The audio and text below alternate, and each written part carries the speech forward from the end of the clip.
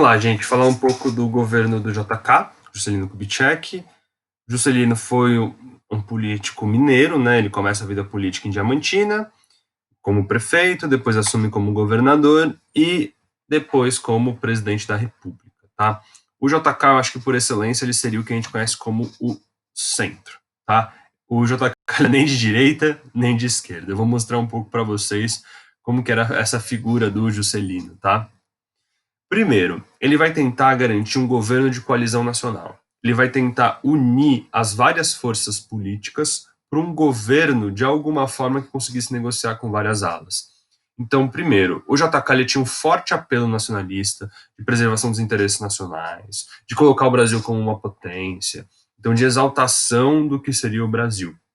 Mas, ao mesmo tempo, o Juscelino ele não era contrário ao liberalismo, essa ideia de entrada de capital estrangeiro no Brasil. Então, muito pelo contrário, ele vai tentar garantir a entrada desse capital estrangeiro.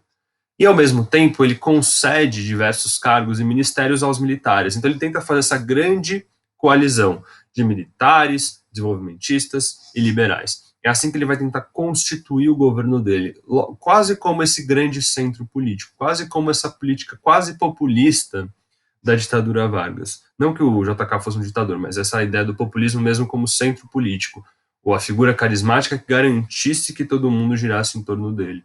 É um pouco essa tentativa que o JK vai fazer durante o governo dele, tá? E de fato ele vai ser até que bem sucedido. Acontecem algumas revoltas do exército, alguma oposição dos liberais liderados pela UDN, mas de fato ele consegue garantir um governo relativamente estável, especialmente por conta do crescimento econômico que ele vai conseguir gerar.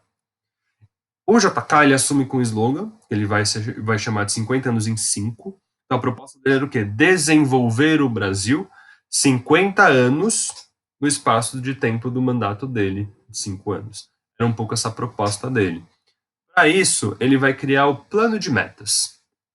São basicamente um plano desenvolvimentista, então o Estado intervindo, né, fortemente na economia.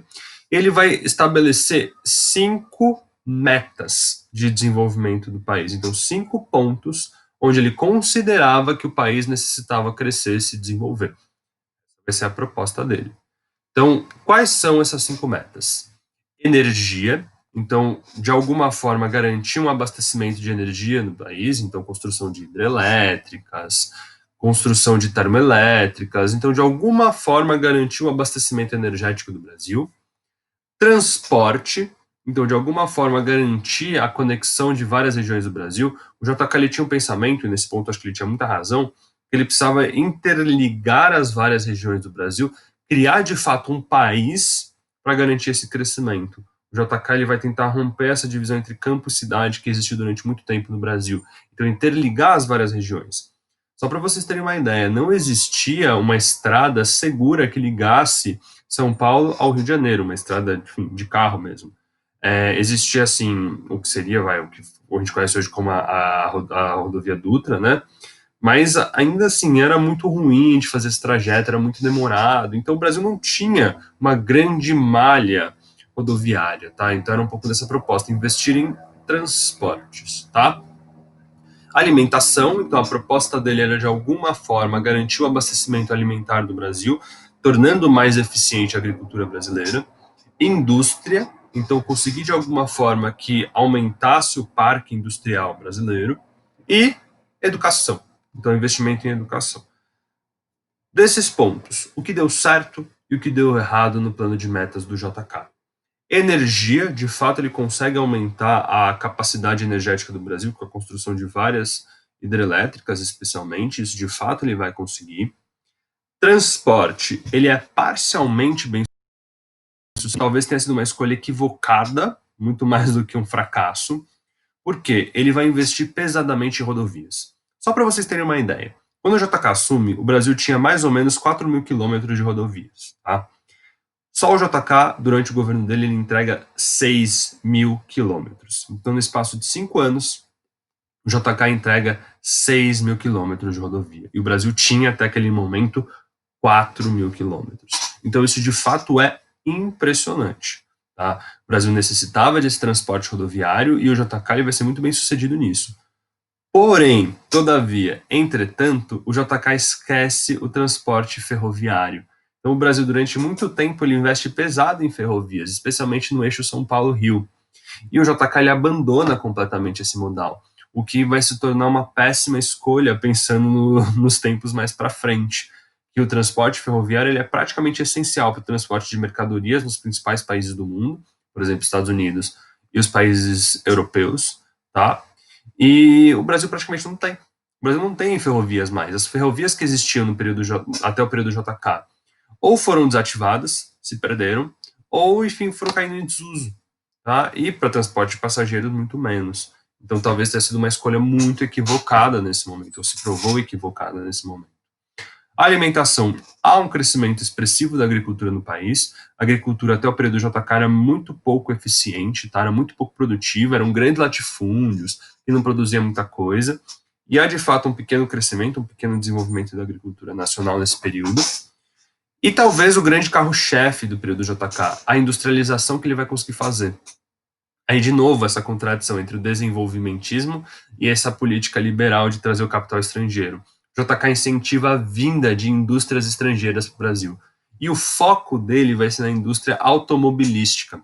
Tá? O parque automobilístico do ABC, ali, que existe até hoje, das fábricas de automóveis a Ford, a Volkswagen, a Chevrolet, começam a vir nesse período. Tá? E por que a escolha no incentivo de vir montadoras?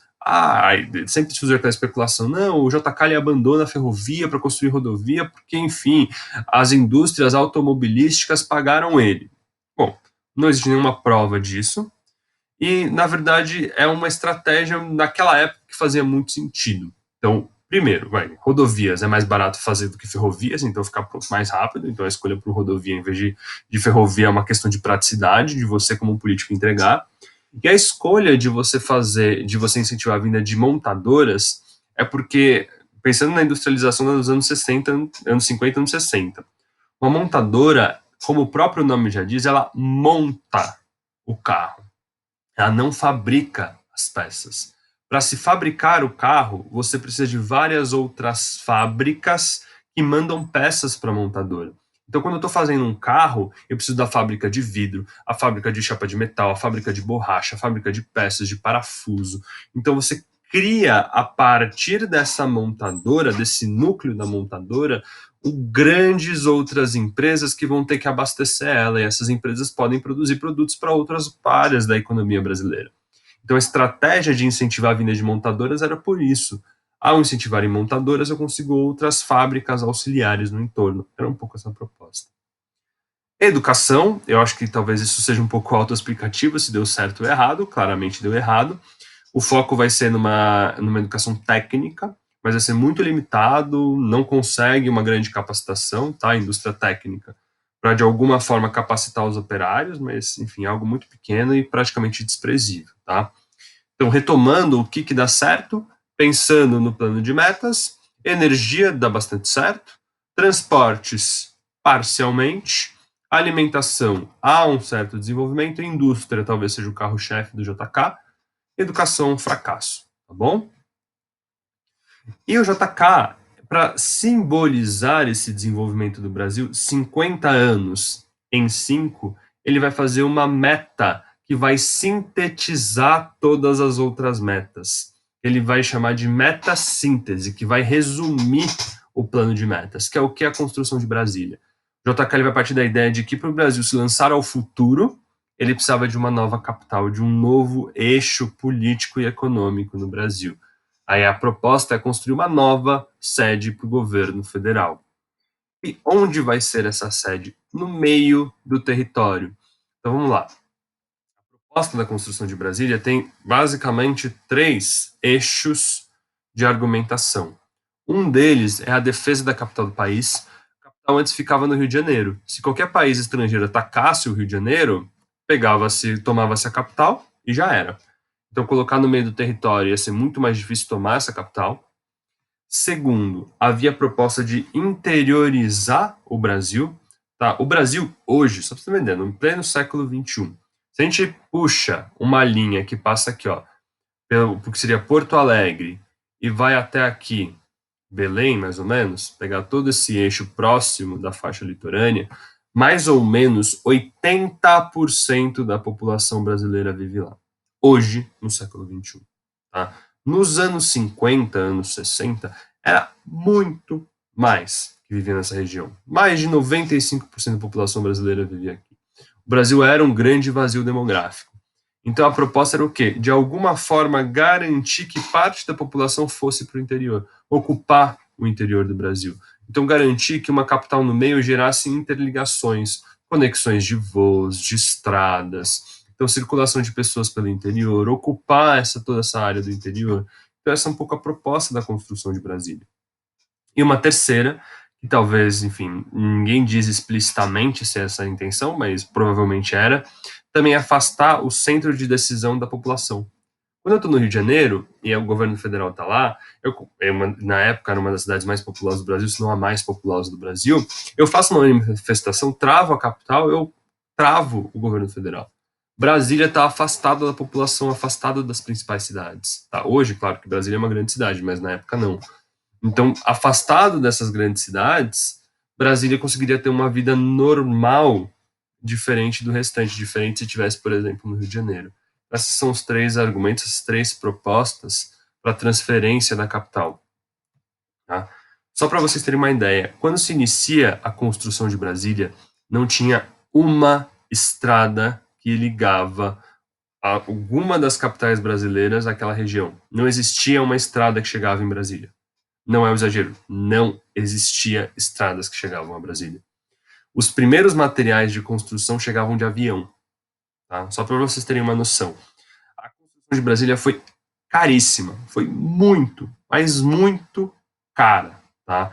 Assim, custou tubos de dinheiro, o Brasil se endividou muito, porque a proposta era de fato uma capital moderna, nesse sentido assim, totalmente planejada e que simbolizasse essa busca pelo progresso, essa busca pelo futuro. Por exemplo, a própria planta de Brasília. Brasília é construída na forma de um avião, tá? O meio de transporte do futuro. Para quem já foi para Brasília, a gente tem o eixo monumental, é o próprio nome, né? Eixo monumental, que é toda essa parte aqui. E a gente tem a asa sul e a asa norte, porque de fato funciona como um avião. Inclusive, até as quadras em Brasília vão ser planejadas, setores para embaixada, setores para residência, setores para os bancos. Então, é uma capital pensando nessa racionalização dos espaços. E é uma capital que, inclusive, os locais de manifestação são pensados. Aqui é uma outra imagem para vocês terem a noção, para quem nunca foi para Brasília. Então, aqui o eixo monumental e a asa sul e a asa norte. Tá? Essa lagoa que está aqui, ela é artificial. Ela é colocada, ela é feita durante a construção de Brasília justamente para abastecer a cidade, tá? O Brasília fica num local relativamente seco, aliás, bastante seco, né? Aqui de novo uma foto do eixo monumental.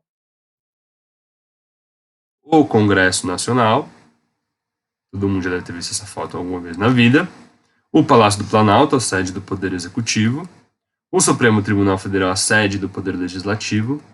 E aqui uma foto da esplanada dos ministérios.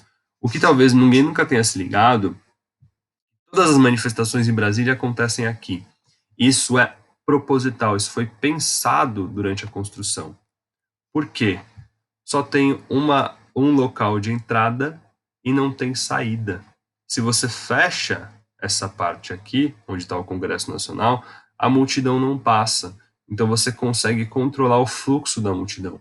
Então Brasília é pensado nesses pequenos detalhes.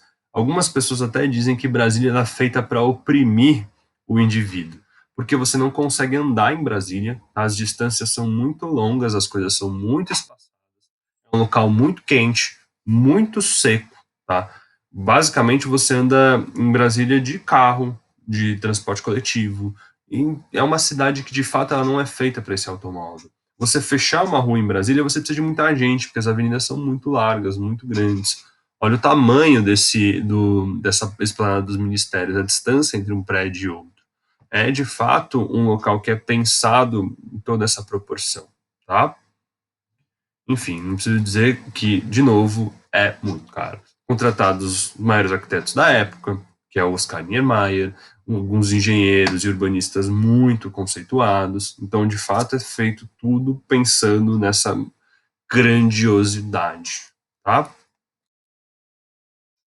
O que rolou no governo JK? Ele gerou algumas distorções muito importantes, tá? Alguns problemas muito importantes. Primeiro, aumentou profundamente o endividamento do governo brasileiro. Se vocês olham o crescimento da curva do endividamento brasileiro, ele vai constante até chegar no JK, que ele faz quase isso. Tá? Porque o JK de fato se endivida muito para construir as estradas, as hidrelétricas e Brasília. Consequentemente, eu tenho um aumento da inflação. Então, a média de aumento de preços aumenta. Por quê? Eu tenho muita gente empregada, o endividamento público está muito alto, então o Estado está construindo empréstimos e está aumentando os impostos, então os preços estão aumentando. E há uma distorção que, de alguma forma, de alguma medida, dura até hoje, uma concentração de renda no Sudeste. Porque as indústrias que vão chegar no Brasil nesse período, elas se concentram na região Sudeste. Várias obras de construção que o JK vai empreender vão ser na região Sudeste, especialmente no eixo São Paulo-Rio de Janeiro. Então, há de fato uma pujança econômica muito grande aqui. É nesse período, por exemplo, que se intensifica a migração nordestina para São Paulo e para o Rio de Janeiro para trabalhar nas obras que estão sendo feitas. Então, começa a ter essa distorção no Brasil. E, curiosamente, o JK ele é muito popular, ele tem de fato uma popularidade muito grande nesse momento, e o partido dele coloca um candidato pouco carismático, o Marechal Henrique Lott, vai disputar as eleições, contra um candidato no mínimo pitoresco, que é o Eugênio Quadros, que era uma figura muito caricata, era uma figura muito popularesca, que de alguma forma tinha algum apelo popular, e é uma figura que vai assumir, que vai para a candidatura com um discurso muito forte pautado no combate à corrupção. Pensando no momento onde o Brasil estava fazendo grandes obras públicas, grandes empreendimentos, isso custava muito dinheiro. Então, o Jânio Quadros ele investe nesse discurso, ganha as eleições, tá? Um governo talvez um dos mais curtos da história brasileira, dura alguns meses, tá? O Jânio Quadros, ele assume então num processo muito peculiar. Primeiro, ele era ligado à direita, ele era um conservador, tá? Só que ele não era da UDN, ele era de um partido muito pequeno, tá? Praticamente inexpressivo. Quando ele começa a ganhar popularidade, a UDN vai lá e apoia o Jânio Quadros, tá? Já no final da campanha. Então ele assume com o apoio dessa direita, tá? Dessa direita liberal da UDN. O Jânio Quadros é uma figura bastante peculiar. Primeiro, pensando na política interna dele, ele adota um discurso de conservadorismo nos costumes, tá? Então, por exemplo, ele vai ter propostas de acabar com o biquíni, o lança-perfume no carnaval, então uma pauta muito ligada aos costumes, tá? E, ao mesmo tempo, ele adota uma política econômica, enfim, associada aos liberais, que é essa política econômica recessiva. O Brasil vem num período de pujança econômica, ele vai lá e fazer cortar gastos e aumentar impostos, tá? Não sei vocês, mas nunca é uma política muito popular, tá? Isso aos poucos vai minando pouco apoio que ele tinha.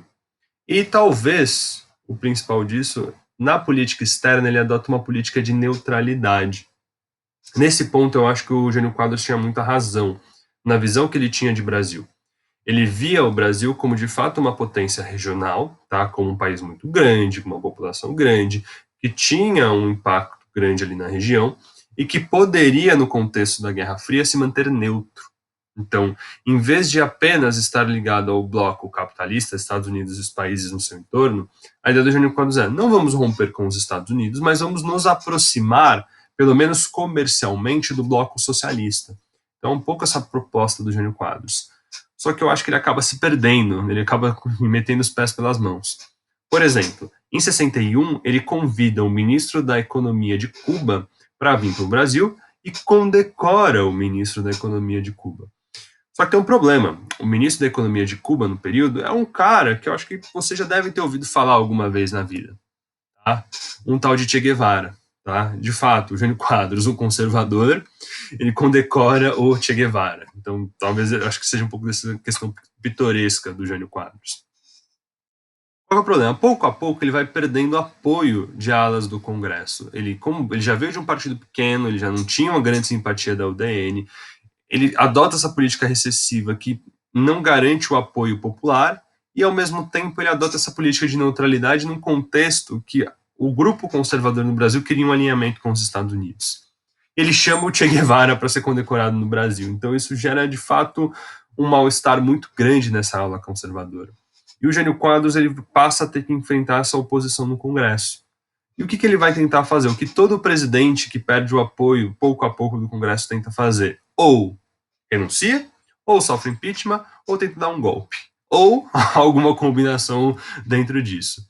O Jânio Quadros, ao perder o apoio da UDN, ele vai tentar dar um golpe, tá? Ele de fato vai tentar assumir o poder. Como? Ele vai tentar colocar no vice dele uma figura de comunista. O vice dele era o João Goulart, de um partido mais à esquerda, um partido que vem de uma tradição getulista. Então, de novo, essa bizarrice, né? O presidente à direita e o vice à esquerda. O Jânio Quadros, ele manda o João Goulart, o vice dele, para a China comunista, tá? Tentar fazer acordos. Só para vocês terem uma ideia, tá? A China hoje é longe, mas na época era muito mais longe. Não tinha como você ligar, telefonar diretamente do Brasil para a China em 61. Então a ideia era deixar efetivamente o João Goulart isolado. Então mandou o vice para lá. Todo mundo já ficou meio estranho, peraí. Cara, mais à esquerda, indo para a China, isso não cheira bem. Então qual que é a proposta dele? Coloca no vice essa figura de comunista. E o Jânio Quadros, ele assina uma carta de renúncia no dia 25 de agosto, sim, de maneira inesperada, e manda essa carta de renúncia para o Congresso Nacional. O que o Jânio Quadros esperava? Pela Constituição da época, a carta de renúncia tinha que ser aprovada, ou melhor, a destituição do presidente tinha que ser aprovada pelo Congresso Nacional. E aí, o que ele tinha em mente? Bom, destituição do presidente do poder vai ser votada no Congresso. No meio da votação, o Brasil vai entrar em polvorosa. A população vai ver que a opção é o João Goulart, que é visto como um comunista. Eu vou ser reconduzido ao cargo com plenos poderes. Então, efetivamente, ele tentou dar um golpe. Só que o Jânio Quadros, ele não contava com um grande apoio popular, então não há grandes manifestações em favor dele. E o presidente do Congresso, ele vai ser, vamos lá, ligeiro. O que ele vai fazer? Ele não coloca em votação a carta de renúncia do Jânio Quadros. Ele chama as lideranças partidárias, fala que o presidente está renunciando e que, como é uma carta de renúncia, não precisa de votação. Então, ele sumariamente assina e despacha a carta de renúncia do presidente.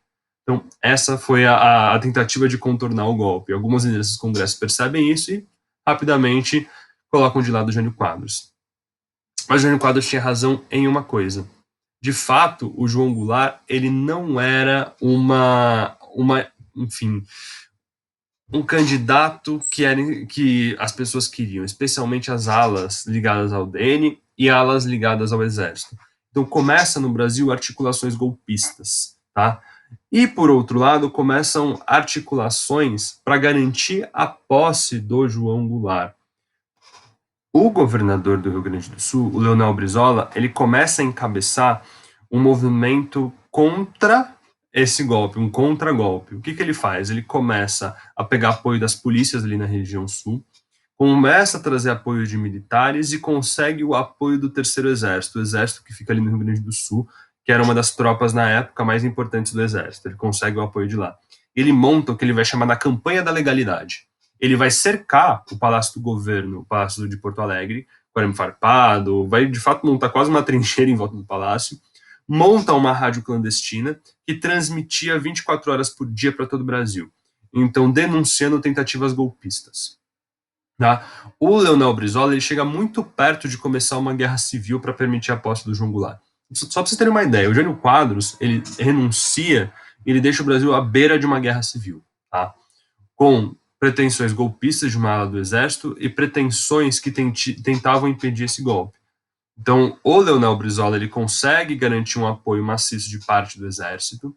Por outro lado, esse grupo mais da alta patente, dos militares de São Paulo, Rio de Janeiro e Minas, começam a se articular também. E aí aparece, nesse meio termo, figuras mais sensatas que vão tentar propostas de consenso. Qual vai ser a proposta de consenso, especialmente encabeçada por um político também de Minas, o Tancredo Neves? Então, garante-se a posse do João Goulart, mas muda-se o sistema de governo. Então, coloca-se um sistema parlamentarista. Então, o João Goulart ele seria o presidente, mas a gente teria, do outro lado, um primeiro-ministro. Então, uma proposta de consenso para impedir algum tipo de ruptura institucional. O Leonel Brizola, ele demora muito para convencer ele, até que, enfim, ele acaba cedendo, tá? De fato, por esse convencimento. O João Goulart, ele volta da China o mais devagar que ele pode, passando em todos os países, muito devagar, ele demora quase um mês para voltar da China, não é um exagero, tá? E ele assume como presidente e assume como presidente com um discurso conciliador. O João Goulart, acima de tudo, apesar de ter essa pencha mais à esquerda, ele era um democrata, tá? Ele era talvez um centro, no máximo uma centro-esquerda. Ele não era uma esquerda radical. Ele assume com um discurso muito conciliador de que a proposta do parlamentarismo estava tudo bem e para ele estava ok com isso, que era o que garantia a continuidade do país, tá? Então temos aqui o governo Jango, o governo João Goulart, que vai de 61 a 64, tá? Nosso último governo. O João Goulart, então ele tem dois períodos. Um período parlamentarista, tá? Que vai de 61 a 63, tá? Esse período parlamentarista é um período que o João Goulart não governa, tá? Que ele seria praticamente a rainha da Inglaterra, vamos colocar o seguinte. Teria um papel muito mais cerimonial, um papel de relações públicas, de fazer a imagem do país fora, um papel de conciliador, enquanto quem governava era um primeiro-ministro eleito pelo Congresso. Tá? Vai ser um período de muita instabilidade, a gente vai ter 3 primeiros ministros nesse período de basicamente 2 anos e meio, então é um período de muita instabilidade política, e é um crescimento muito forte da crise econômica, desencadeada pelo fim do governo JK, continuada pelo governo Jânio Quadros e agora no governo João Goulart, e a crise social também se aprofunda, a crise política social se aprofunda. Em 63, com a ajuda do JK, que na época era senador da República, é colocado uma lei para aprovar um plebiscito popular, uma consulta popular pela volta do presidencialismo. E é aprovada essa volta do presidencialismo por uma longa margem. Tá? O parlamentarismo não foi visto como um regime que de fato garantiria uma estabilidade política. Aqui a gente pode falar de fato num governo João Goulart, que vai de 63 a 64, mais ou menos um ano e meio. O que o João Goulart ele vai propor? O que ele vai chamar das reformas de base. Então, ele vai dizer que para o Brasil voltar a crescer, ele precisaria de reformas que garantissem de fato esse crescimento a médio e longo prazo.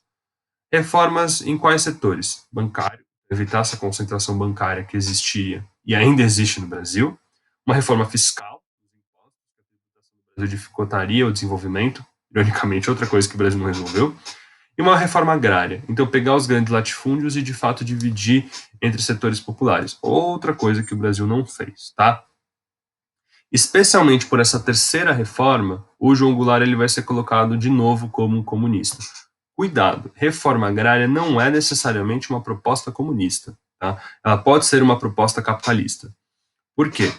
Se eu tenho, por exemplo, um terreno de 100 hectares, que é um terreno muito grande, uma pessoa produzindo o terreno inteiro, ela precisa de muito dinheiro, muitos recursos, e dificilmente ela vai conseguir dar conta de produzir um terreno inteiro. Então, digamos que em vez de eu ter uma pessoa produzindo em 100 hectares, eu tenha, por exemplo, 100 pessoas, cada uma produzindo em meio hectare.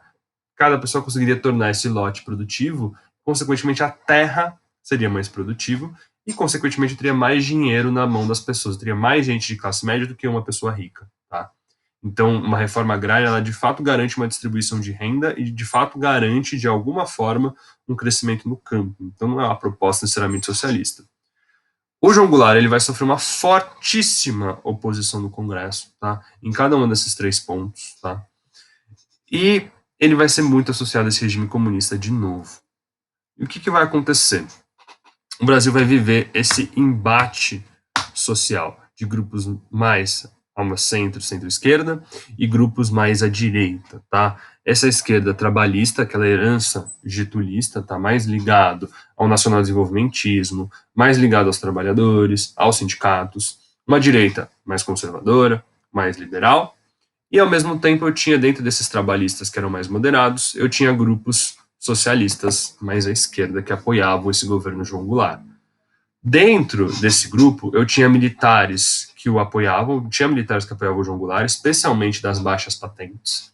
E os militares de alta patente apoiavam esses grupos mais conservadores, mais liberais, tá bom? Agora eu vou mostrar para vocês um pouco dos eventos que desencadearam no golpe de 64. Que foram várias coisas em sequência, não é tão simples assim. Vamos lá. O ano de 64.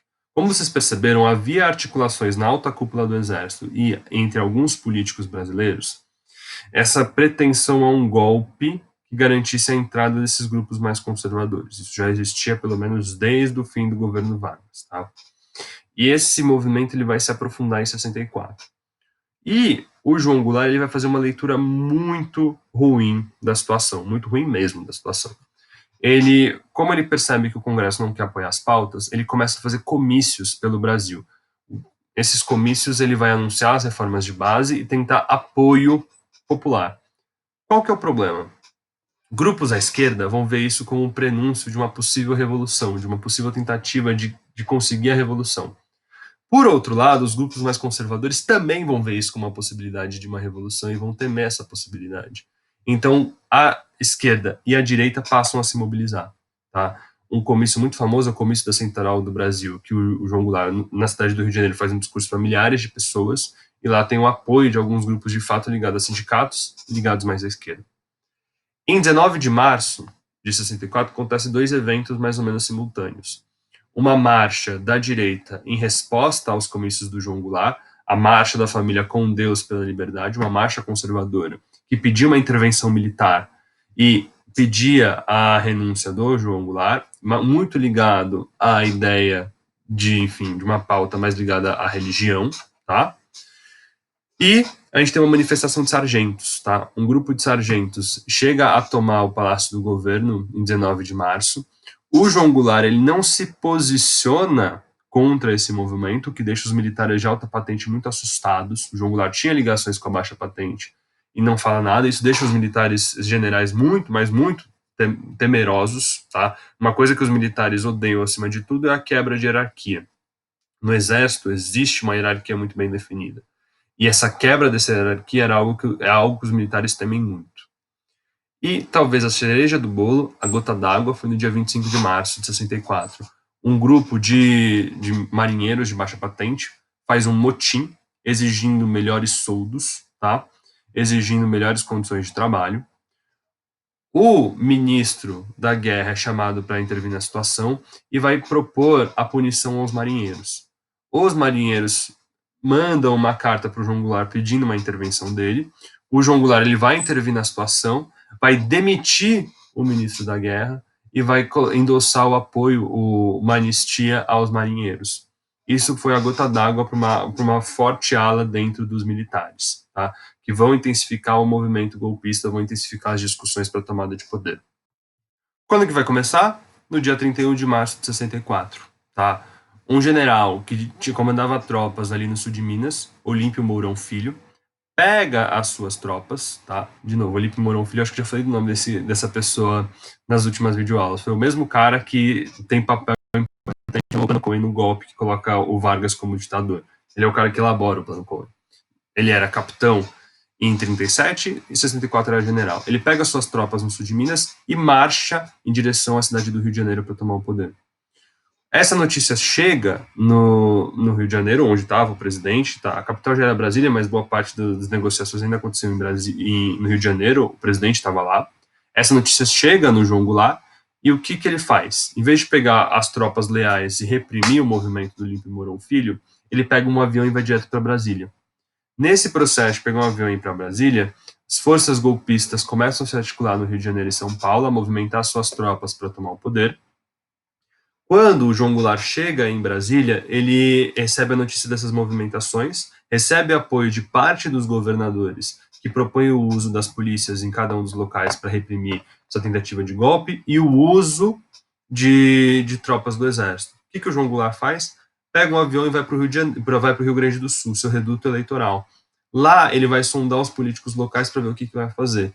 E nesse processo de demorar o que fazer, os militares começam a cercar os palácios de governo, colocar tanques na guerra e tomar os principais estados e prender os governadores ligados ao João Goulart. O que o João Goulart faz? Ele fica temeroso nesse momento, tentando sondar a situação. No dia 2 de abril de 64, o Congresso Nacional, o presidente do Congresso Nacional, o Auro Soares, vai à tribuna e fala o seguinte discurso: que o presidente acaba de deixar o país sem autorização do Congresso Nacional e com as atribuições colocadas a ele, ele acaba de declarar vaga a cadeira de presidente. Pela Constituição da época, o presidente da República só poderia deixar o país com autorização do Congresso. De fato, quando isso acontece, a cadeira de presidente seria declarada vaga. Qual que é o problema? O João Goulart não tinha deixado o país, ele estava no Rio Grande do Sul.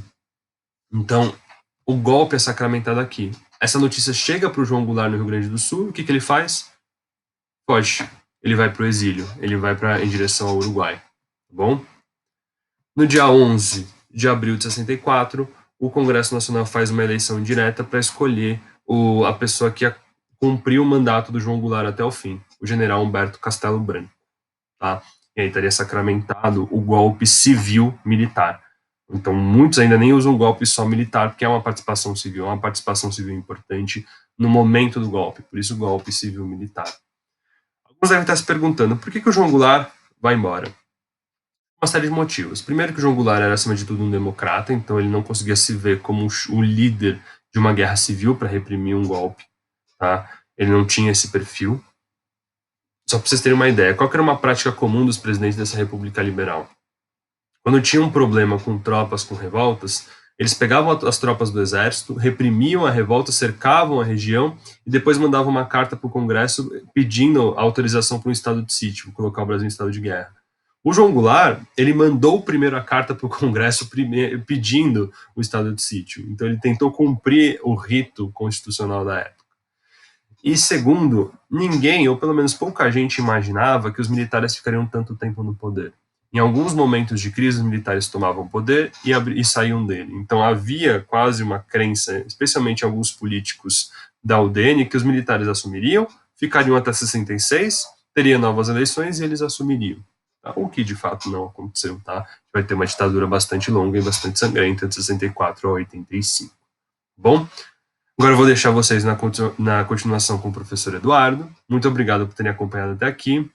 Foi um prazer, gente.